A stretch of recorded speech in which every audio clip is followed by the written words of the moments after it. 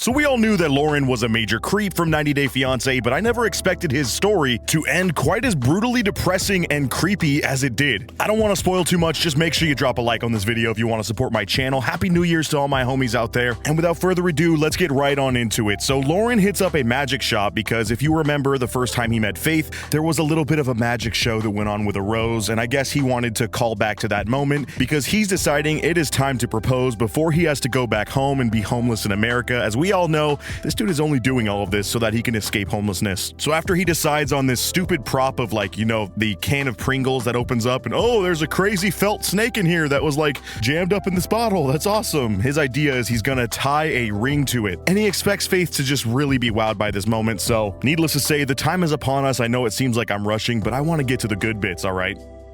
Nice rainbow string, just for you, right? And at the end of this string, there's a ring. God, he is just so romantic. You can totally tell he's about to propose, right? We already know what Faith's answer is going to be because everybody on this show is insane and says yes to proposals that they have no business saying yes to. Has this man not proven enough how psycho he is? Because Faith, will you marry me? We're going to become happily ever after, forever. Oh, sorry. I'm getting sick at the thought of spending my life with somebody like Lauren. This guy truly is the sleaziest scumbag we have seen on this show. But needless to say, Faith says yes, which has to be the worst decision I've seen since Liz said yes to Big Ed. This might even be worse than that because, at least Big Ed didn't have the whole slime situation going on. And if you know what I'm talking about, good. If not, don't worry about it. Just let's move on. If you say yes, this trip goes on forever. Anything you want ever in life, I'll do for you. I'll work hard for your family. So he's sitting here making all these promises remember, I don't want to go back to America because I can't really afford to live there. You're just kind of my escape ticket. But once I marry you, we're gonna be living here in the Philippines. I'm gonna do everything I can because I already know how to make money back home. I'm making at least 200 every couple months. I'm gonna spoil you and your family for the rest of your life, all right? Dude just thinks he's the Riz master, but no, he could not be further from the truth. But speaking of, him staying here in the Philippines, he actually didn't check if his whole plan of them getting married in Thailand and then coming back here and getting a visa would work because, again, where they are in the Philippines, they see this as a very cut and dry thing, and it's just not legal for these two to get married here. So they hit up a lawyer who tells them some not amazing news, let's just say. There is currently no law in Thailand that allows a same-sex marriage.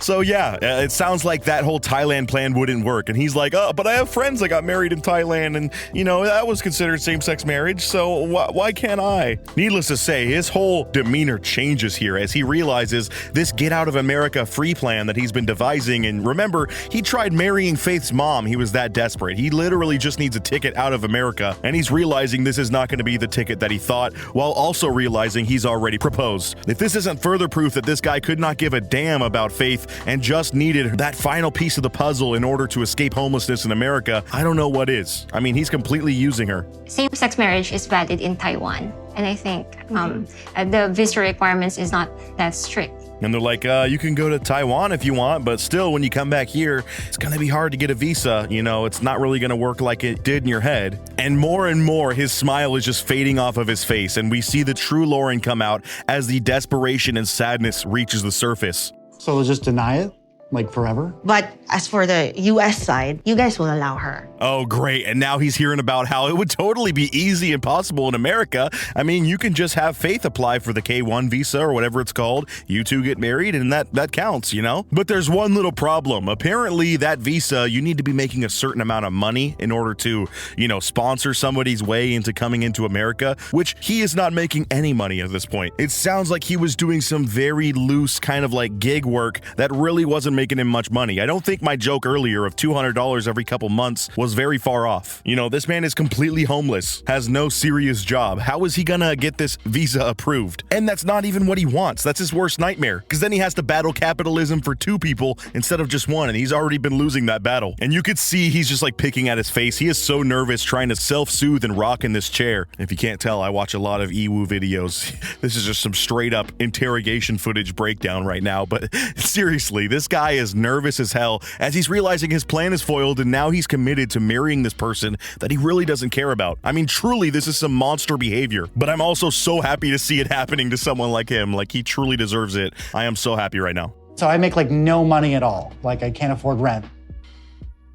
But yeah, he's pleading with them like, guys, I make no money. This is not going to work. And they're just like, well, that's your only option, that or Taiwan. And again, even if you get married in Taiwan, you'd have to live there, not the Philippines, which I doubt it's as affordable to live in Taiwan as it is in the Philippines. His whole goal of going to the Philippines is because he sees it as this place where he can just live lavish off of very little money. That's the only reason, again, that he's faking this whole love story with Faith to begin with, because we all know bro's just going to be cheating left and right as soon as he gets that citizenship. I've been saying that from video one. So anyways, after that harsh news, this is Lauren's last night in the Philippines, and he's realizing he's going back to homelessness, he's going back to America, and he's going to have to figure out this headache of a wedding situation. So needless to say, morale is pretty low, which is honestly kind of sad when it's juxtaposed with Faith, who is like, you know, thinking of taking their relationship to the next level, all this stuff, super excited for this final night and for this romantic post-engagement night that they're spending together. But needless to say, Lauren is going to do his best to ruin this. I mean, just watch this moody bitch boy in action. Cheese. See? How do you say cheese? And she's like, say cheese, while he's taking a selfie of them two. And this guy's so butthurt, he can't even say cheese. Like, literally, she has to force this out of this guy. The vibes are at an all-time low. Like, this is awkward as hell. I have to say cheese? Yeah. Cheese. See? Yeah.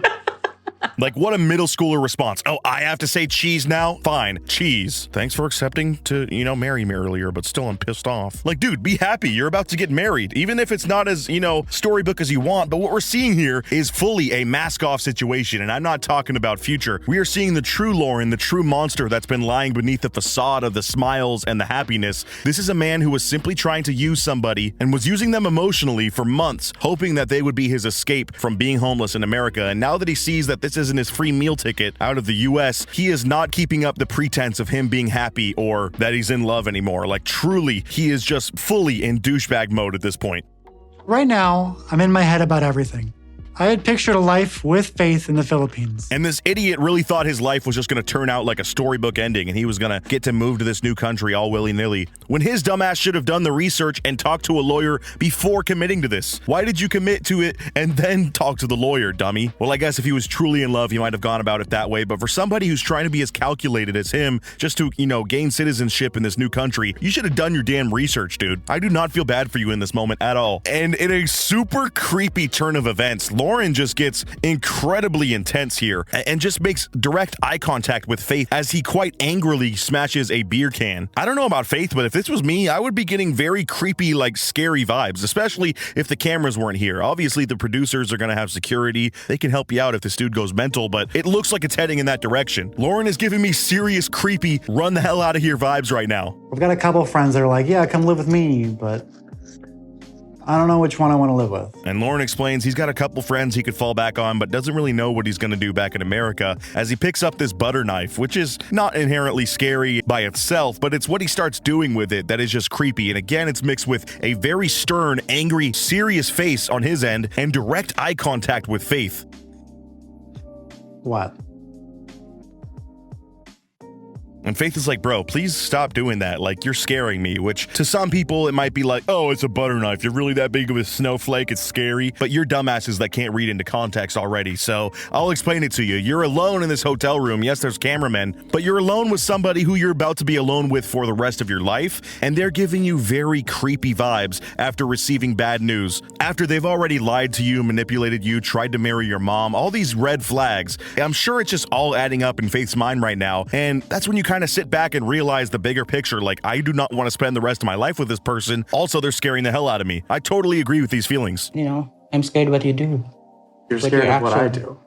Yeah. And Faith is fully like, I'm scared of you right now, and decides to use it as ammunition to completely leave the hotel room, drops off the wedding ring. It looks like it's over. In a moment, it just erupts. And I think this was like such a subtle thing, but it was so, I don't know, creepy on so many levels. Like I said, if you really look at the whole situation, you understand this was just the final piece that made Faith realize, I got to get the hell out of here. What am I doing? I know this is a TV show. I'm caught up in this love story and all these emotions, but there's no way I can marry this freaking psycho. Which, round of applause for Faith for finally accepting that. And she leaves Lauren in the hotel room by himself on his last night as he's just continuing to be so emo. But you know the crazy thing? He doesn't even attempt to run after her.